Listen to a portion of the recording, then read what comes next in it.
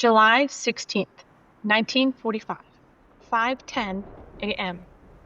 In the vast emptiness of the Jornada del Muerte Desert in New Mexico, a caravan of jeeps and trucks has long since arrived under the veil of darkness. Bleary-eyed physicists, soldiers, and engineers shuffle into the observation shelters. Coffee is passed around. Radios crackle. Tension hangs thick. But away from the cluster of voices, one man stands alone. J. Robert Oppenheimer, tall, rail-thin, cigarette clamped between two long fingers, gazes at the tower. At its top, suspended in steel lattice, rests a sphere of death and brilliance. The gadget, the world's first atomic bomb. He lights his cigarette, his hands shake slightly, but his eyes are sharp, watching, waiting. This isn't just a culmination of science. This is the threshold of a new epoch, and he is its midwife. A soldier approaches, young, nervous. Dr. Oppenheimer, sir? They're ready to begin the final check. Do you want to give the word? Oppenheimer nods slowly, then walks back to the command shelter. Inside, there's almost silence. Oppenheimer sits on a bench beside General Leslie Groves. The general, square-jawed and firm, glances at him briefly, unsure. 6, 5, 4, And then 3, 2, 1. a second sun is born. For 40 seconds, the sky pulses orange. The desert bleeds light. The shockwave slams through steel and sand and bone. No one speaks. Then Oppenheimer, quiet, trembling, awestruck, says just one line. Now I am become death, the destroyer of worlds.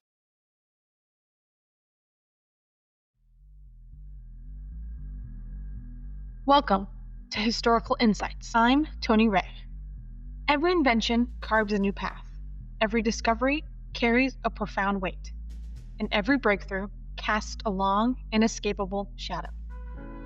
Today, we're not just dissecting the story of the atomic bomb. We're stepping into the mind of the man who stood at the precipice of human knowledge and moral reckoning. A man who didn't just revolutionize science, he unleashed its most terrifying potential, then spent a lifetime battling the inferno he helped ignite. J. Robert Oppenheimer. He was more than a physicist. He was a thinker, a leader, a poet, a soul haunted by the impossible burden of creation. What turned a fragile, solitary boy into the charismatic leader of the most destructive scientific endeavor in history? How did a man of art and poetry become the father of a weapon that threatened all civilization? And after his triumph, why did the nation he saved cast him out, leaving to grapple with the monstrous legacy he had unleashed? Through letters, recollections, and echoes of history, we will explore the paradox of a genius who ushered in the atomic age, only to spend his remaining days desperately trying to control the monstrous flame. This is the insight into J. Robert Oppenheimer.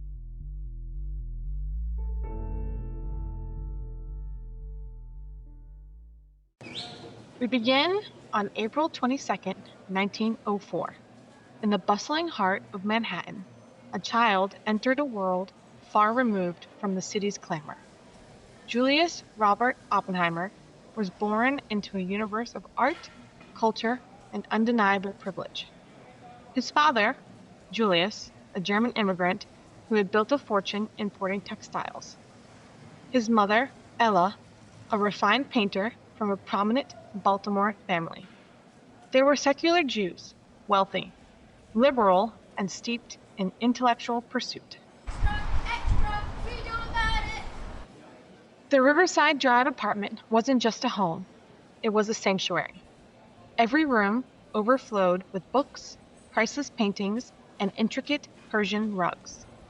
Young Robert grew up surrounded by beauty, yet often in profound solitude.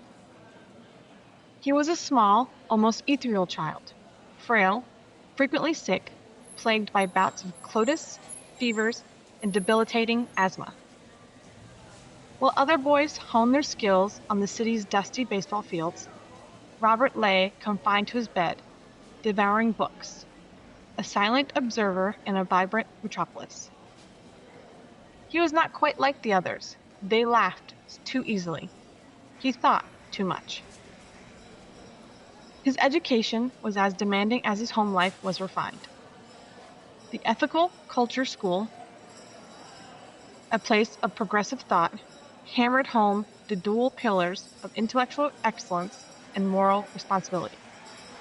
Robert didn't just excel, he soared. But genuine connection remained elusive. He was polite, precocious, and profoundly remote. By age 12, he was already wrestling with Greek classics. By 15, he had co-authored his first scientific paper, astonishing academics with his maturity. Yet, the social chasm persisted. He was a mind in search of a peer, a spirit reaching for connection in a world that didn't quite understand him. One of his teachers would later recall the unsettling maturity in his young eyes. You felt you were speaking to someone older than you, someone who had seen things you hadn't, a small, ancient man. Even in childhood, Oppenheimer seemed less boy, more a force of intellect, a ghost in his own gilded cage. In 1925, a mere 21 years old, and a prodigy fresh from Harvard, Robert Oppenheimer arrived at the hallowed Cavendish Laboratory in Cambridge, England. This was the undisputed mecca for any aspiring physicist, the very crucible of atomic discovery. But for Oppenheimer, it quickly curdled into a living nightmare. He was a mind built for abstract theory, for the grand sweep of equations on a blackboard. The meticulous, often frustrating practicalities of lab work were an anthem to him. He lacked finesse, patience, and the touch needed for delicate experiments.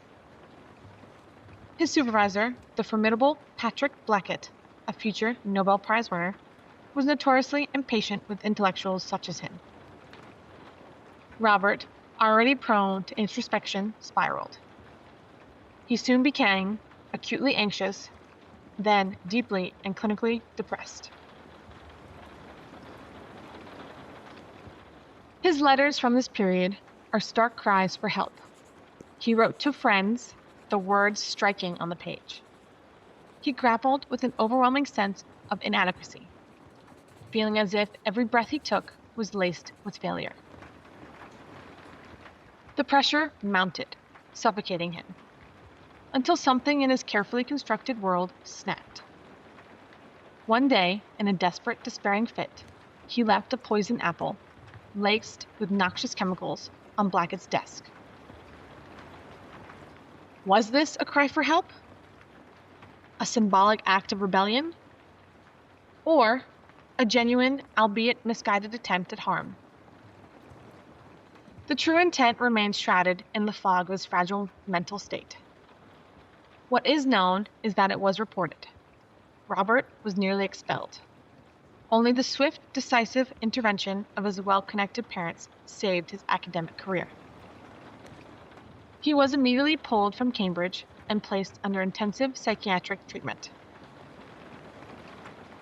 The diagnosis was chilling: severe emotional instability, possibly even early signs of schizophrenia. He was sent to a remote countryside retreat to recover, a shattered genius exiled to the quiet solitude he once craved. Once there, he sought solace in the familiar rhythms of the mind. He devoured poetry, penned introspective letters, and embarked on long solitary walks across the bleak landscape. His words from this period betray a profound sense of alienation. Feeling like an outcast, he questioned if he was truly made for this brutal empirical world. feeling out of place and overwhelmed. But the recovery, agonizingly slow, began to stir. And with it, a pivotal decision that would irrevocably alter his trajectory. He would leave the practicalities of Cambridge behind and seek refuge in the abstract, theoretical haven of the University of Göttingen in Germany, a place where his mind, not his hands, could truly soar. In his new university in Germany, amid the hallowed halls of academia, Robert Oppenheimer finally found his true element. This wasn't just a university, it was the vibrant epicenter of the quantum revolution. The air literally crackled with intellectual electricity. Giants like Niels Bohr, Wolfgang Pauli, and Paul Dirac converged there, their minds wrestling with the very fabric of reality. Here, equations weren't just numbers. They were a form of rebellion against the old way of physics. And here, amidst these towering intellectuals, Robert Oppenheimer, the awkward, brilliant recluse, finally belonged. He thrived under the tutelage of Max Born, one of the fathers of quantum mechanics. He attended seminars that pulsed with groundbreaking ideas, wrote furiously, and published multiple papers at an astonishing rate. His reputation blossomed, not just as a student, but as a genuine force to be reckoned with. He was still undeniably odd, insisting on formal dress even in casual settings, peppering his scientific discourse with quotes from Baudelaire, and smoking cigarettes with an almost ritualistic intensity. But his brilliance transcended these differences. Max Born himself was captivated by his student's unique intellect. Robert's mind was a spark, a live wire. He didn't just understand science, he brought emotion to it. A rare, dangerous combination. Oppenheimer soon became more than a student. He became a conduit for new ideas, a magnet for the burgeoning theoretical physics community. He was transforming, shedding the skin of the isolated boy for that of a confident, albeit still complex, intellectual titan. When he returned to America in 1927, he was no longer just Robert Oppenheimer. He was J. Robert Oppenheimer, one of the foremost young theoretical physicists of his generation, poised to redefine the very landscape of science.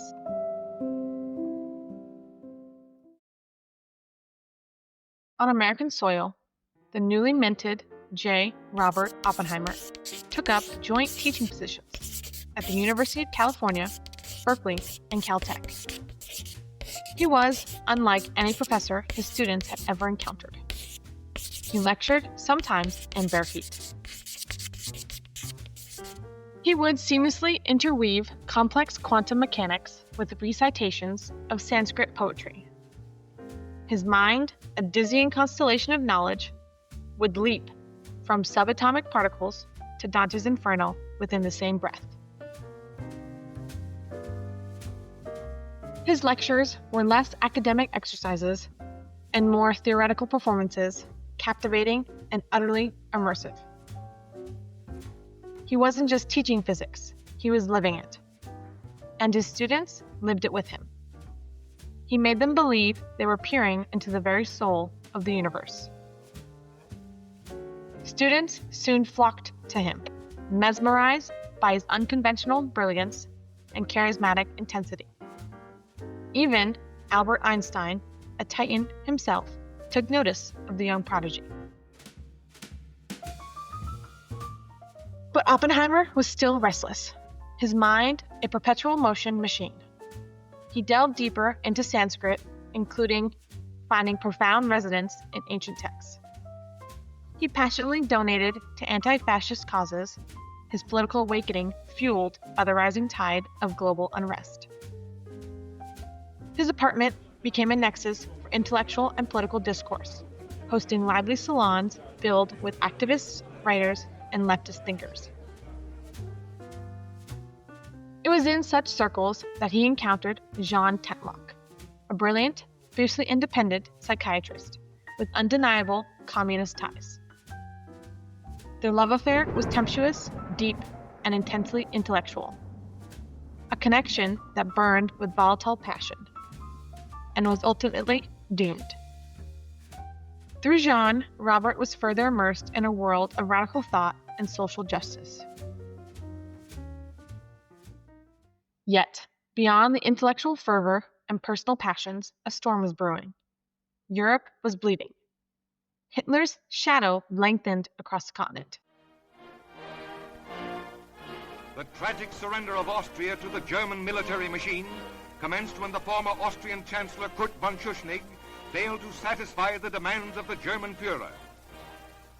Immediately following a meeting at Hitler's chalet in the Bavarian mountains, Schuschnigg, defying Hitler, said, "Austria will stand or fall with a special German mission." And he added, "We are a Christian state, a German state, and a free state. And in this country, everyone is equal before the law."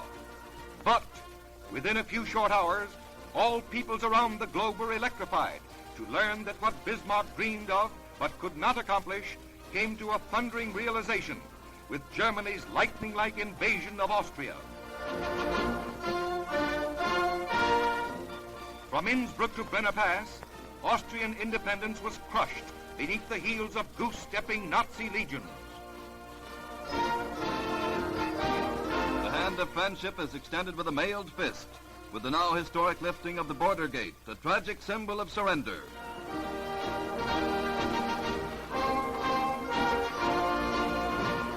Millions jammed country lanes and city streets to gain a glimpse of the man who proclaimed himself a leader of a peaceful country of 7 million. Here we witness the history-making march that has shaken the entire world.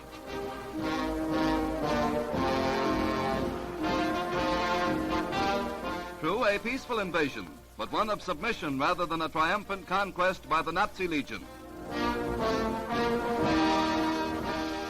Through the tranquil, colorful town of Lentz, march and ride the army of gray-clad invaders heralding the approach of the new dictator, returning to his native land for the first time in 24 years.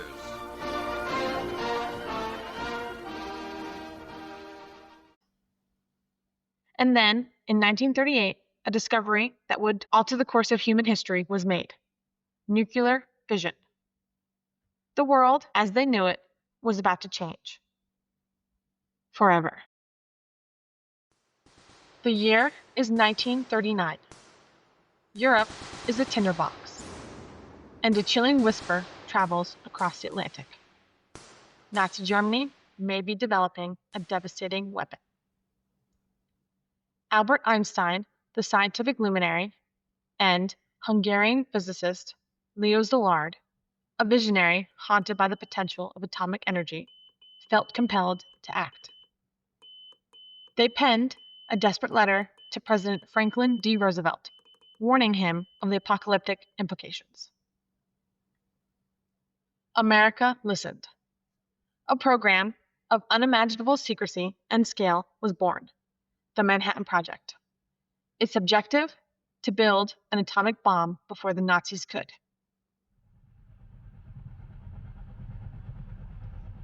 By 1942, the project was gathering momentum, but it needed a scientific leader.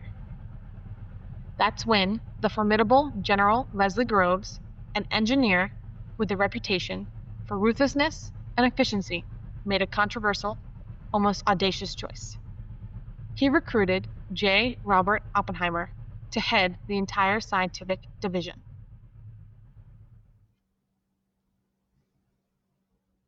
On paper, it seemed absurd. Robert had no prior experience managing large-scale laboratories, certainly nothing of this magnitude.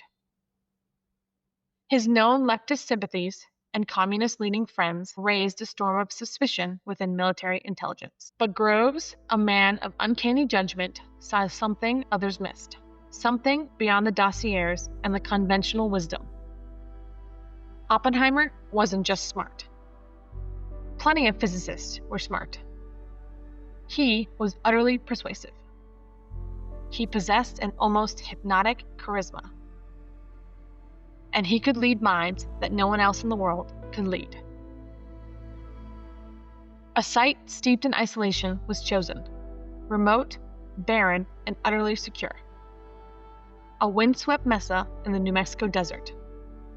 A place of ancient beauty, soon to become the birthplace of unimaginable destruction.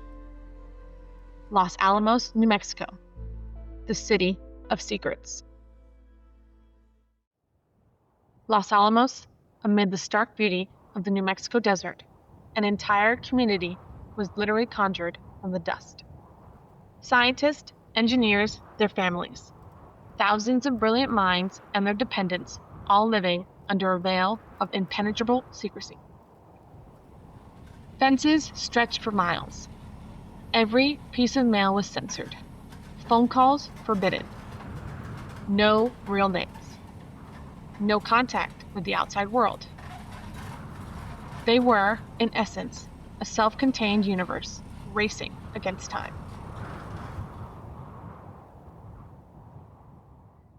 Yet, against all odds, under Oppenheimer's unique leadership, this improbable endeavor didn't just function, it flourished. He was everywhere. He walked the dusty halls, a slight, almost ethereal figure, his piercing blue eyes missing nothing. He greeted janitors and Nobel Prize winners alike, remembering their names, asking about their families. He hosted impromptu lectures under the vast, star-dusted desert sky, making complex physics sing with poetic elegance. His almost mythical and mystical charisma, a blend of intellectual brilliance and genuine empathy, forged disparate egos into a cohesive, unstoppable force. He was the conductor of this impossible orchestra. The legendary physicist Richard Feynman, a junior member of the project at the time, would later reflect on Oppenheimer's influence. You worked hard. You had to work harder, because Opie believed in you. He made it all feel bigger than just science. He made it feel like destiny. But even amidst the relentless progress and shared purpose, questions like the desert wind began to whisper through the camp. What are we building, truly? Should we even use it? What unholy future awaits us once this genie is out of the bottle? Oppenheimer, the man who held the answers to the universe's secrets, seemed to have none for these profound moral dilemmas. Only one true certainty remained: deadlines, and the relentless march towards Trinity. July 16th, 1945. 4 minutes past 5 in the morning. Jornada de Muerte, Journey of the Dead Man. A desolate patch of New Mexico desert. Rain had fallen just hours before, turning the ground to mud. At a remote observation bunker 20 miles from Ground Zero, J. Robert Oppenheimer and his team lay prone, their faces shielded. The air was thick with tension, palpable dread, and the almost unbearable weight of anticipation. The countdown, slow and deliberate, echoed through the dawn. 7, The heavy breaths of men holding history in their lungs. 4, 3, 2, Then the world 1. changed. A flash. Not just a light, but a searing incandescent blaze that seemed to rip open the very fabric of the sky, turning the pre-dawn darkness into a ferocious, blinding midday. A light that was seen from hundreds of miles away. Then came the roar, a primal, guttural shriek that slammed into their chests, a shockwave that flattened everything in its path, echoing off the distant mountains like the sound of creation and destruction fused into one. It wasn't merely loud. It was an assault on the senses, on the soul. And finally, rising from the earth, a towering, monstrous column of fire, twisting into the iconic, terrifying mushroom cloud. A grotesque bloom against the morning sky, reaching miles into the stratosphere. Some of the scientists, giddy with a mixture of terror and triumph, erupted in cheers. Others, gripped by the enormity of what they had unleashed, openly wept. Oppenheimer, the architect of this inferno, stood utterly still. His face, illuminated by the fading apocalyptic glow, was pale, etched with an emotion none could quite decipher. The relief of success was swallowed by something far deeper, far more terrifying. Later, he would recall the words from the Hindu scripture, words that would forever define his agonizing triumph. He knew the world would not be the same. Few people laughed. Few people cried. Most people were silent. I remembered the line from the Hindu scripture, the Bhagavad Gita. Vishnu is trying to persuade the prince that he should do his duty, and to impress him takes on his multi-armed form and says, "Now I am become death, the destroyer of worlds." I suppose we all thought that one way or another. He had succeeded, beyond his wildest, most terrifying dreams. But in that moment, he was profoundly, irrevocably afraid. 3 weeks after Trinity, the chilling, inevitable consequence arrived. August 6, 1945, Hiroshima. The world's first atomic bomb unleashed on a city. August 9th, 1945, Nagasaki, the second. Within moments, tens of thousands of lives were extinguished. The cities, once vibrant hubs of human endeavor, were reduced to infernos, then ashes. The war, which had consumed the world for years, abruptly, horrifically, ended. America erupted in jubilant celebration. The boys were coming home. The long nightmare was over. But a profound shift had occurred, one that George Orwell captured perfectly in 1945 when he wrote, "A complex weapon makes the strong stronger, while a simple weapon, so long as there is no answer to it, gives claws to the weak."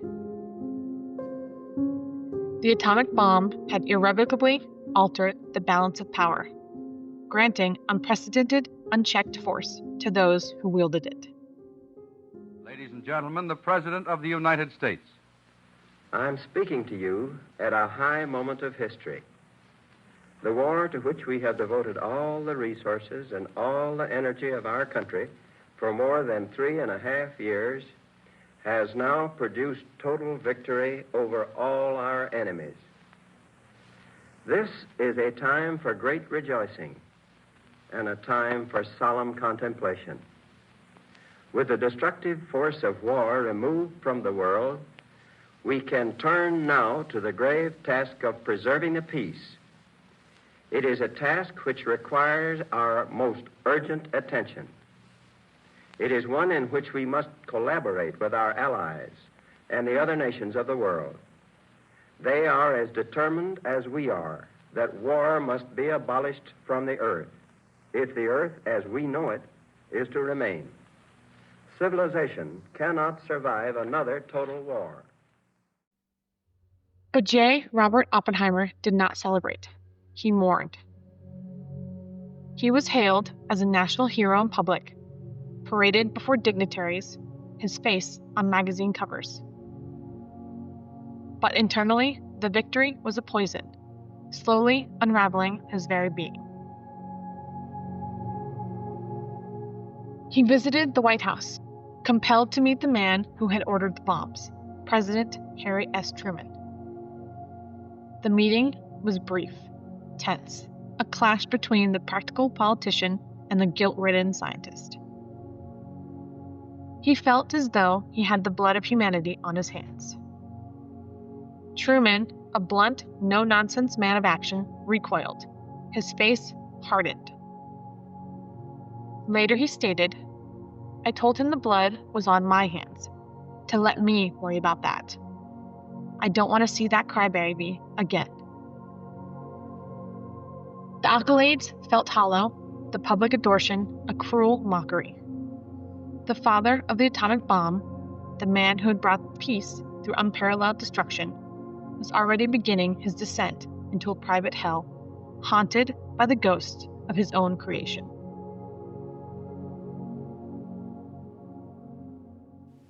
Less than a decade after his triumph, the shifting tides of American politics turned against him. The year is 1954. The nation is gripped by the hysteria of the Red Scare, fueled by McCarthyism and a pervasive, chilling fear of communist infiltration. J. Robert Oppenheimer, the man who had given America its ultimate weapon, now found himself in the crosshairs. He was summoned to a closed-door hearing, a tribunal designed not for justice, but for public humiliation and professional ruin. His loyalty, once unquestioned, was brutally questioned. His entire past was meticulously, mercilessly dragged into the harsh light. His youthful leftist leanings, his radical lovers, his friends with communist ties, and every salon he'd ever hosted. It was a character assassination disguised as a security review. Some of his closest friends, fellow scientists, stood bravely by him, testifying to his unwavering patriotism and integrity. But others, bowing to pressure or nursing old grievances, betrayed him, offering damaging testimony that painted him as a security risk, a man of questionable judgment. The whispers of his emotional instability from Cambridge now resurfaced, twisted into accusations of unreliability. After weeks of excruciating testimony, the verdict was delivered. Not a criminal conviction, but a more insidious punishment. His security clearance, the very key to his life's work, was summarily revoked. The father of the atomic bomb, the intellectual architect of unparalleled power, was cast out. Stripped of his influence, his access, his very scientific identity, he became a pariah in the nation he had saved. Cast out from the corridors of power, stripped of his security clearance, Oppenheimer retreated. He sought refuge not in the cold logic of physics, but in the comforting embrace of intellectual solitude. He fled to the serene shores of the Virgin Island of St. John, a small, quiet refuge where the rhythms of nature replaced the frantic pace of Cold War paranoia. Once there, he immersed himself in books, ancient philosophies, and the profound silence of introspection. He taught occasionally, lectured on the philosophy of science, and continued to write, but he never again built. The destructive power he had helped unleash had in turn destroyed his capacity for creation in that realm. He watched from a distance as the Cold War escalated, a terrifying arms race between the superpowers he had unwittingly helped create. He saw the development of the even more devastating hydrogen bomb, 1,000 times more powerful than his own creation, and the relentless, terrifying accumulation of nuclear arsenals. His words from this period betray a deep, lingering anguish, a prophet haunted by his own prophecy. Haunted by the knowledge of what is possible, terrible beauty of it, and the terror. Tell me this, Dr. Oppenheimer. Do you ever become frightened at what you're finding out here in this area that can't be measured in either time or space? You see, that's a real point. I only get frightened when, and it happens very rarely, I think I have an idea. That is, what people find isn't frightening, but the understanding of it sometimes has this quality. I remember a man who was my teacher in Göttingen, who's in Chicago now, James Franck. he said, the only way I can tell whether my thoughts are really have some weight to them is the sense of terror when I think of something new. Mm. Well, so the kind of order that will come out of this, that is frightening. But the fact that this is like walking through the woods and seeing that there are different kinds of flowers, and it's all very amusing. And so it's when you try to see why there is necessity, why it's this way and no other way. Yeah. Because all you can do here is guess in the night and correct in the daytime. And you have to try to find the mistakes. Is it true that humans have already discovered a method of destroying humanity? Well, I suppose that really has always been true. You could always beat everybody to death. You mean to do it by inadvertence? Yes. Not quite. Not quite. You can certainly destroy enough of humanity so that only the greatest act of faith can persuade you that what's left will be human. But this is a matter on which much, much, much more should be known. There's every reason for us to say what we know, and above all to say what we don't know. The genetic problems, the problems of what might happen in the future to the human species as a result of having radioactivity in the body or having radiation outside. The geneticists don't know enough to be sure of that. We do know what happens if you're near an explosion, a bomb explosion. We know it from experience and from common sense. The things we know ought to be in the public domain, so people are fearful only in the measure in which fear is justified and rational. The things that aren't known should be talked about, because one of the ways to get things found out is to have it clear that we don't know the answers, and also one of the ways to give people the kind of responsibility and humanity which we would like to think we have is that they recognize when they don't know something and take their very ignorance into account in their planning. The fire he lit now raged across the globe, threatening to consume everything and anything. And he, the Prometheus of the atomic age, could only watch, a philosopher in bitter exile, forever defined by the unimaginable power he had brought into being. Nearly a decade after his public shaming, a quiet gesture of reconciliation was extended. President Lyndon B. Johnson, recognizing the injustice, awarded J. Robert Oppenheimer the prestigious Enrico Fermi Award, the nation's highest honor in nuclear science. It was more than an award, it was a symbol, a public apology, a tentative attempt to mend a broken bridge. Oppenheimer accepted it graciously, his customary politeness intact, but his eyes held the weariness of a man who had seen too much. He was frail, gaunt, a shadow of the vibrant intellectual he once was. In 1967, at the age of 62, he died of throat cancer. A cruel irony for a man whose voice had commanded empires of thought, yet whose most profound words were often unspoken. There were no mushroom clouds, no headlines of destruction, just the quiet fading of life, leaving behind only ashes. But his story, the story of a genius, ambition, and profound moral responsibility, it lives on. It echoes across the decades, a timeless and terrifying lesson. J. Robert Oppenheimer. He not only changed the world, he held a stark, unforgiving mirror up to its very soul. He bestowed upon humanity an unimaginable power, and then, through his own agonizing journey, demanded that we confront the profound question of what we would do with it. A prophet, a pioneer, a warning etched into the very fabric of the atomic age.